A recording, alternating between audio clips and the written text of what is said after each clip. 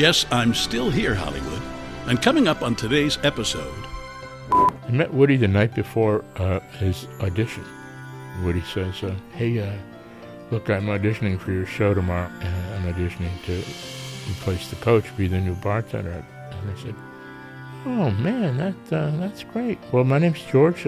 What's your name? He goes, Woody. And I said, oh, no, not the character name. What's your name? He goes, Woody. I went, I think I might be seeing you tomorrow. I don't know. And sure enough. Say, your nephew is Jason Sudeikis. Indeed he is. Did you have any advice for him when he got into the business? I forget. It was Letterman or Conan or somebody said, did your Uncle George have any advice for you? And Jason goes, yeah, he told me just get on the best show on television and one of the greatest shows of all time and just pretty much take it from there. When you think about the biggest comedy shows in television history, there are always a few things that stand out. There's, of course, the writing, the ensemble cast, sometimes the music. And there's very often at least one character whose name resonates, staying in pop culture for decades. This fact is pretty much the norm. And it's that norm that I'm talking about. This is Still Here Hollywood. I'm Steve Kmetko. Join me with today's guest, George Wendt, Norm from Cheers. George, do you miss Cheers? God, yes. Do you? You know how I know? How? I have dreams about it. That's pretty committed to a show. Yeah. I mean, and they're really happy dreams. You know, be like, we'll be sitting there and we'll be laughing hysterically, and Burroughs will say, that's great, let's put it in the show, you know, and then I wake up and there's no show to put it into. How long has this been going on? Well, I don't know, 1993, I guess. Yeah. Were you drinking real beer on the set? Nope. No, it was non-alcoholic, near beer, flat, warm, salty. Yeah. Really got you in the mood, huh? And then once in a while, towards the end of the evening, we would shoot pickups of stuff that we only took one pass. So we had a list of pickups that were a little dodgy. So at that point, we would ask the prop man to crack out the real beers, including the producers and writers and Burroughs and everybody. Yeah. Was it like that? I remember there was a period of time, because I was working for an NBC affiliate in Louisville, Kentucky early in my career. And I remember when Cheers came on, because it was so good right off the bat, it seemed to me. But I think they had difficulty finding an audience in the beginning. Yeah. And it almost got canceled. Yeah. We were last, dead last in the ratings. What fixed it? Nothing. Time. Letting... okay, Grant Tinker and Brandon Tartikoff, in their wisdom, decided to abandon the develop, pilot, order, cancel cycle, and just trust the creators and the material and leave it there until the audience found it. Because they were last for maybe a decade, in the three networks at the time. So, that's why they hired Grant Tinker, because of his quality work at MTM. And so he put on, St. Elsewhere, Cheers, Family Ties. Just, he had a relationship with Gary Goldberg. And so, it was... history proved that it worked out for him. And for Cheers. And Brandon Tartikoff was in my first workshop at Second City. Oh, really? Yeah. How long ago was that? 70s? 73, yeah. He was an executive. I didn't know this. He was just my friend from workshop. Yale guy, my age. I was like, oh, this guy's cool. And, we had a lot of fun together. And then he disappeared one day, and I was like, what happened to Brandon? Well, what happened to Brandon was he was, a junior executive at WLS, the O&O ABC station. And Fred Silverman was at ABC at the time, and he called him to New York. And that's why, well, Brandon, it sucks. He was my boy. And then, years later. How much do you think starting out at Second City helped your career? Look, it was the entirety of my experience on stage, the entirety of it. I had nothing going on before that. And it's funny because we, in the workshops, had this little showcase at a church down the road from Second City on Saturday nights, and Brandon and I were too green to be on stage, but we wanted to be on board, so he volunteered to sell coffee and cookies, and I volunteered to set up and break down the folding chairs and stuff. And one night there was this triumphant show, and the audience just buzzing, and as they're filing out, Brandon's breaking down the coffee and cupcakes and whatever, and I'm breaking down the folding chairs, and he goes, "George, one of these days, it's going to be me and you up there." Turned out to be true, only it was like 100 million people. Small crowd. Yeah. Second City has such a reputation. Yeah. I took a couple of writing classes there. Oh, great. Writing the humorous memoir. I didn't have enough of a sense of humor. Who taught you? Nancy Beckett. I'm still in touch with her. Nice. Yeah, it was a lot of fun. And she was very encouraging. Good. Let me go back to Cheers for a second. Do you have fond memories of Kirstie Alley? Funny memories of Kirstie Alley? Oh, my God. She was a pistol, man. She was just hilarious. And, kind of out of her mind in the best possible way. Something, it was very necessary for, where we were all at. You heard the story about our opening night gift? No. Well, we're all pretty wrapped up in ourselves, and one night we're at dinner before the for Kirstie's first shoot, and she wasn't in the room, and I don't know, Ted, John, me, Rhea, Woody, were there, and oh God, should we get Kirstie something?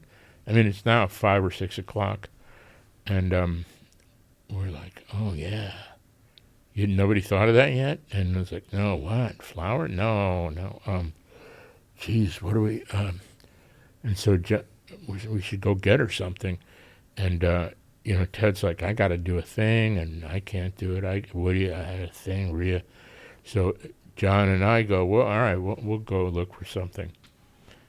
So we get in my car, and we're driving down Melrose, trashy lingerie and, crazy stores. And we're like, wig shops. No.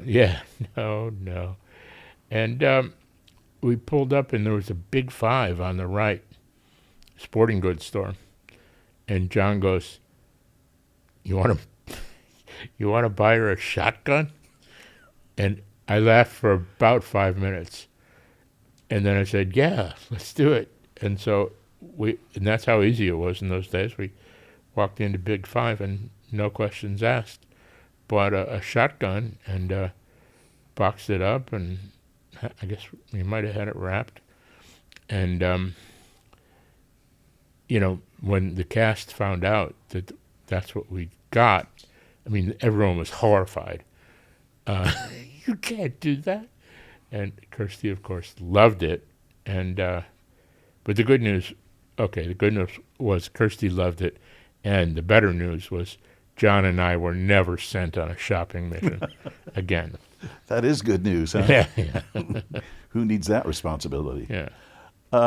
And Coach. You lost Coach very early on. Yeah. I thought he was such a terrific character. Yes. And who would have thought that you'd bring in Woody Harrelson and he would work out as well as he did? Yeah. Yeah, I mean, I met Woody the night before his audition. Randomly, I was at Gelson's, and I saw these two young guys giggling and pointing at me, and we were on the air about 2-3 years at that point, so I was getting a little used to that. And one's pushing the other one towards me, and I'm like, and then finally he prevails, the kid pushing, and Woody says, "Hey, look, I'm auditioning for your show tomorrow. My friend thought I should say hello. I'm auditioning to replace the coach, be the new bartender." And I said, "Oh man, that's great. Well, man, have fun with that. That's go get him, you know." And he goes, "Yeah, thanks." I said, "Well, my name's George. What's your name?" He goes, "Woody." And I said, "Oh, no, not the character name," because I knew that the writers I knew that there was a character from Indiana, Woody Boyd. I said, "No, not the character name. What's your name?" He goes, "Woody." I went, I think I might be seeing you tomorrow. I don't know. And sure enough. And he fit in beautifully. Oh, yeah. And now he has this huge movie career. Yeah. And look back at Nicky Colasanto's movies, too, you know, like Fat City and Raging Bull. And he was amazing. It's been a while since Cheers went off. It was on for, 11 years? Yep. It's been a while since it's gone off the air. Well, it's never really been off. Well, true. Reruns. Thank God for reruns. How many people still call you Norm? Oh, not that many. You know, I look so much older and different. My little brother, on the other hand, though, looks exactly like Norm. And he's like 14 years younger than me, so... Do you think being so closely identified with Norm during the run of the show kept you from other jobs? Yeah, probably. Yeah? Probably. I mean, there's plenty of examples, you know, of people who it did not keep from, you know, like Woody.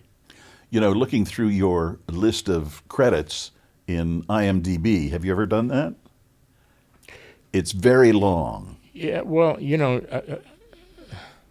oh man, I get to say this now.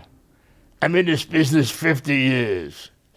You know, like I used to laugh at those guys. I'm in this business 50 years, and these kids today, that's not funny. I know funny. I'm in this business 50 years. That's not funny, what they're doing today. Anyway, yeah, me, 19, I'm going to count from workshops with Brandon, 1973, yeah.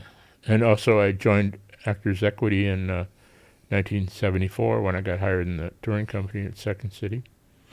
So that is bang on 50 years professionally. Say, your nephew is Jason Sudeikis. Indeed he is. Did you have any advice for him when he got into the business? You know, it's funny because he gets asked that a lot. Oh, does he? Yeah, and I saw,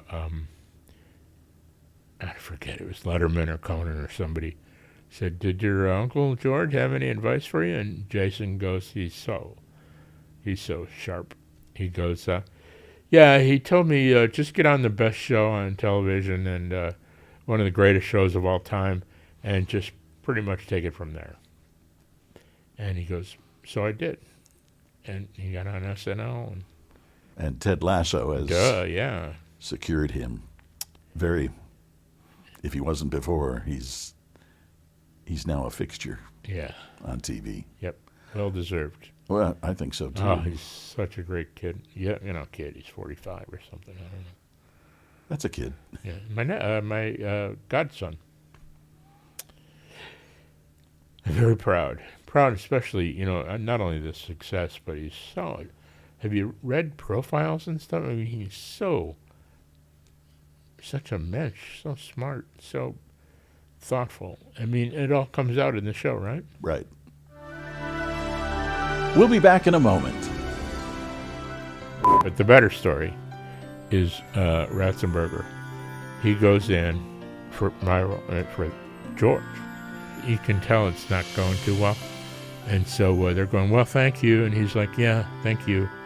And he starts to go for the door, and he pops his head back into the room, and he goes, do you guys have a bar know-it-all? And they go, no, what do you mean?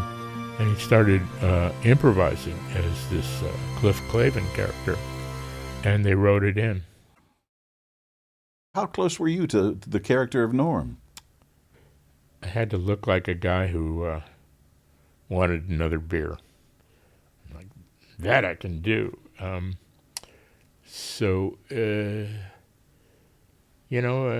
There wasn't I didn't have to put a lot of mustard on anything. It was pretty much just me with material supplied by some of the best, comedy writers in Hollywood of the era. It was Murderers Row. I mean, we had every day of the week we had all these Paramount guys, Jerry Belson, Levine and Isaacs, David Lloyd. Yeah, it was just great. Do you keep in contact with your castmates, your former castmates? Do you ever run into them? All of them, yeah, I do. I mean, it's hard to get together, because so much is going on. Yeah. We all have families and yeah. But yes, I do. I'm in touch with everybody. Do you have any projects in the works? Anything you want to do? Not really. I mean, yes, there are projects in the works, but that's so amorphous, unless it's like a setup movie or something. Like I get things like, hey, what if we got this element and that element? Would you be interested? And it's like, it's a few steps down the road from anything being set up. So it's hard to, say this is the one. So yeah, the answer is various irons in the fire. None of them are going to burn your fingers. What made you want to get into the business to begin with? I didn't. All I wanted to do was be in Second City. Yeah, I was so green, so dumb. I had I'm really thankful, de facto, that I had such a short-term goal. Focused. I just I didn't want to be in a job that I hated for the rest of my life. So I started using the process of elimination. Doctor, no, I couldn't possibly. Scientist, no. Teacher, no. Sales, no. And I just went down the list: policeman, fireman, whatever, cowboy. I mean, I couldn't. Nothing. I knew I would hate everything. So then one day I thought of being at Second City, and I thought, wow, if I could do that, I bet I wouldn't hate it. And I'm pretty sure they get paid. And so I sort of called the box office, and they love that.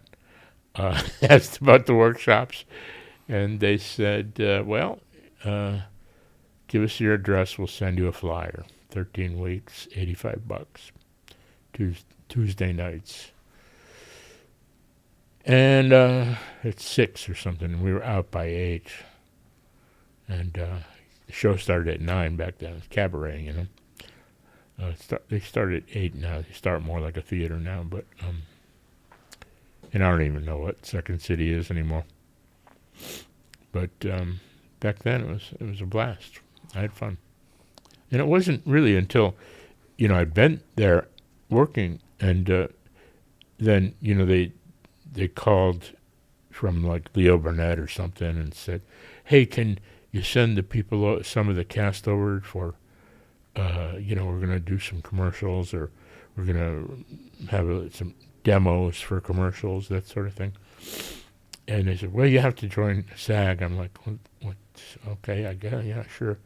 And then, this other project was, oh, yeah, you got to join AFTRA now. And it's like, oh, okay. So here I am, a member of SAG, AFTRA, and Equity. And I go, well, I guess I'm an actor. I mean, it really went in in reverse. It was weird. Now that you've been an actor for 50 years, Yep. Can you think back, or can you think about anybody who you wish you could have worked with? Do you have who? Lots. Oodles. I mean, I didn't really have the opportunity, mind you, but I was in this project, Alice in Wonderland, and I was Tweedledee or Tweedledum, I can't remember. We called him Tweedledum and Tweedledummer. With Robbie Coltrane was my brother, and it was fun. We had a blast. But it was a big star-studded cast. Marty Short was the Mad Hatter and whatnot. And Peter Ustinov was the Walrus. And one day, I never met him. And then one day, we're, driving in a transportation van at Pinewood Studios outside of London or wherever it was. And I see Ustinov standing on a street corner. I'm like, and I practically dove out of the van, and but I couldn't get it open. And how do you roll down the window? And so there he was. But I thought he was awesome. Never met him, but we were in a movie together. Well, you can always point to that. Yeah, and that was one of the fun things about multicam comedy, or sitcoms. Rest in peace, so to speak. But we were with everybody was in every day. So you got to meet, like, somebody working with you. You got to hang out with them for like a week, as opposed to a drive-by with Peter Ustinov. Like, oh, it's better than nothing. Yeah. Are there other Second City stars that you worked with who came up through the ranks? Yeah, lots and lots. Shelley Long was in. Yes, Shelley was there with in the same time. Tim Kazurinsky, Mary Gross. Mary Gross, I saw her once long before she went to work at SNL and other shows and films. Yeah. Jim Belushi, others, like Don DePola. Yeah, they're not so many Harold Ramises and John Belushis. Although they were my idols. John Candy, got to work with him. That was a blast. I think Joan Rivers did a stint at Second City too. Oh, sure. Yeah, everybody. Elaine May, Mike You didn't. Nichols. Wait a minute. You weren't there. You weren't there? No. See, you're like the only person in show business that didn't claim Second City. Well, just took a class. That's all. Yeah. Do you remember how you felt the morning after you knew Cheers was ending? Well, I was ill the boys, Glenn and Les and Jimmy, were into cigars at the time. So they were passing out these huge Cuban, illegal at the time, cigars at the wrap party. And, I'm not a smoker, and I just thought it was cool. And I got completely turned green from inhaling cigar smoke. You're not supposed to inhale, are you? But just after a while, it just builds up, I think. Because everyone was smoking it. Here's a question I'll bet no one's ever asked you. What do you think about the Met Gala? I don't understand fashion, and my daughter is involved in the apparel design, and she could probably explain it a lot better.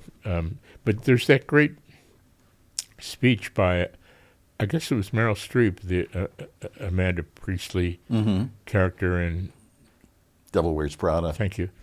Yeah, and that made a lot of sense in the movie. I don't remember any of it, but I think it's where she's talking about the color cerulean blue and but like why fashion yes, is important, right. In a real big way, comprehensive way. But it's kind of ludicrous, isn't it? Well, sometimes I think it's kind of overblown. It's not like they're going to wear these clothes again. No, I don't know never. if it really counts as fashion per se. Yeah. They're not going out the next night in the same clothes. No, but I think in part of okay, folks, anyone watching, look up the Miranda Priestley. Anyway, because it makes a lot of sense. Yes, none of this is going to be worn, but it's part of something much bigger. And I forget what it was. Do you remember your audition process for Cheers? Was there an audition? I do. I've got a good story there for you. It doesn't involve me. But my end was my agent called and said, okay, I was on this other show with Gary Goldberg called Making the Grade, Paramount show, different networks, CBS. And we had just done 6 as a mid-season sort of tryout, 6 episodes. And so then my agent calls and says, yeah, these guys from Cheers, they want you to come in and do a thing. It's a really small role, though, I got to tell you. I go, oh, okay, and I'm flattered, and so I go, how small is it? And she said, well, it's kind of one line. And I go, oh, okay. It's actually, come to think of it, it's one word. I go, oh, really? You're not going to believe it. It's one syllable. And I go, okay, what is it? And she goes, beer. So the bit was, it was to be the tag at the end of the pilot episode, which never really happened to the tag part. But Shelley was going to, I was going to be her first customer. Hello, my name is Diane. I'll be your waitress. So I'm not really a waitress. I'm an academic. And she goes on for a page. And I'm just sitting there like, uh-huh. And she goes, oh, I'm sorry. I should take your order. What can I get you? And I go, beer. And she goes, beer. Perfect. And that was the end of the episode. And so the casting director, the late Stephen Kolzak, said, that's one word that's too small to read for the guys. Here, read this other. And the role is George, and it's the guy who, wants another beer. And, I read it, and they offer it to me. And,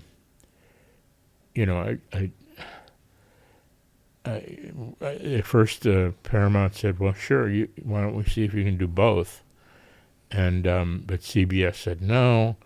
So they said, well, let's bring you on for the pilot as a guest.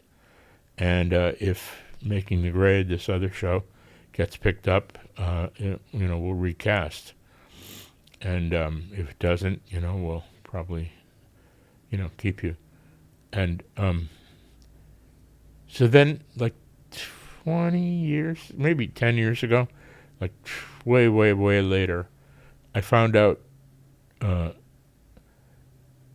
they kind of had me in mind when they wrote it. And I was like, I had no idea. And because it was named George, right? And they had worked with, I did a Taxi.